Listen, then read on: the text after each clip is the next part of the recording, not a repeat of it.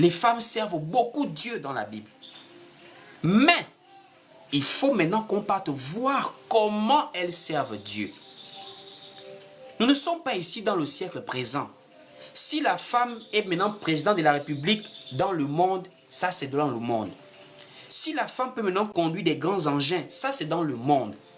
Si la femme fait maintenant du MMA, des combats de boxe pour faire casser le nez aux autres, ça c'est dans le monde. Nous sommes ici en tant que peuple de Dieu. Qu'est-ce que la parole de Dieu nous dit par rapport au service de la femme dans l'église? Jésus, quand il est venu sur la terre et qu'il a commencé son ministère pour aller à la croix, ce n'est pas après son départ qu'on a vu les gens commencer à servir. Il y avait des gens qui ont servi, Jésus était encore de son vivant. Jésus n'a pas discriminé la femme. Jésus a amené les femmes auprès de lui comme les hommes. Donc à la base, ce n'est pas une affaire de la Pentecôte. Laissez d'abord la Pentecôte tranquille. Jésus lui-même, le souverain pasteur, le souverain sacrificateur de la nouvelle alliance, comment a-t-il fait? Où a-t-il positionné la femme dans le service? On va aller lire. À la base, Jésus, quand il établit les hommes, il les envoie prêcher. Jésus va se retirer pour aller choisir les 12 apôtres. Il va en prière, il va en isolement. Quand il revient, Jésus choisit 12 apôtres. Il y avait des femmes, hein?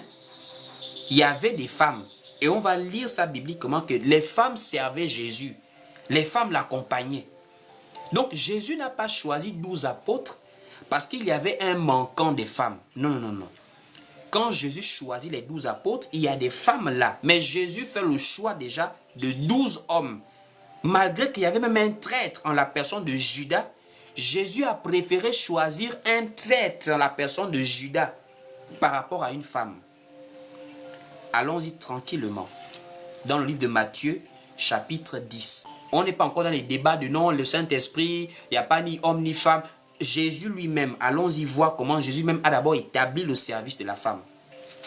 Matthieu chapitre 10, au verset 2. Écoutez, Matthieu 10 au verset 2. On dit ici, voici les noms des 12 apôtres.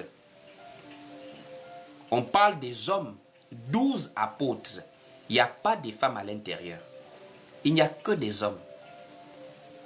Maintenant, écoutez ce que Jésus-Christ les envoie aller faire. Jésus lui-même, il était encore sur la terre. Mais il avait déjà établi des prédicateurs. Donc, Pierre n'est pas devenu apôtre le jour de la Pentecôte. Pierre n'a pas commencé à prêcher le jour de la Pentecôte. Pierre n'a pas attendu le Saint-Esprit pour commencer à prêcher. Non, non, non. Parce qu'on a l'impression que les gens croient que c'est le Saint-Esprit qui donne la possibilité aux apôtres de prêcher. Alors que non, les apôtres prêchaient déjà avant même que le Saint-Esprit n'arrive pour conduire l'Église. Allons-y au verset 7 de Matthieu chapitre 10 là. Au verset 7. Qu'est-ce qui est écrit au verset 7 de Matthieu 10 en question? On dit ici, allez, prêchez et dites, le royaume des cieux est proche. Ici, Jésus envoie les apôtres. Il n'y a pas de femmes qui sont dans le lot des gens qu'on envoie. Et Jésus les envoie aller faire quoi? Aller prêcher.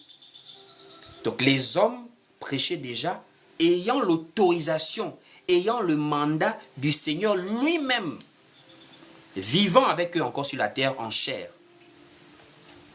Maintenant, quelle était la position des femmes à cette époque-là? Les femmes aussi servaient. Ne croyez pas que les femmes ne servaient pas. Les femmes servaient auprès de Jésus. Seulement, ce n'était pas de la même manière. Les hommes servaient par la prédication, par la parole, et les femmes servaient par la libéralité, le soutien matériel. On va aller lire Luc chapitre 8 du verset 1er au verset 3. Ensuite, Jésus allait de ville en ville. et de village en village, prêchant et annonçant la bonne nouvelle du royaume de Dieu. Les 12 étaient avec lui.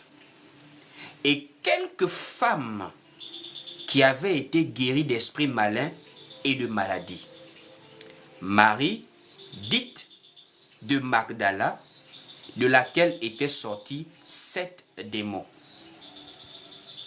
Jeanne, femme de Chouza, intendant d'Hérode, Suzanne et plusieurs autres qui l'assistaient de leurs biens. On dit les femmes qui avaient été guéries d'esprits impurs, Marie de Magdala, Jeanne, femme de Chouza et d'autres qui faisaient quoi? Pas qui prêchaient, pas qui partaient en mission, qui étaient auprès de Jésus et qui l'assistaient. Ça veut dire qu'ils le soutenaient par leurs biens.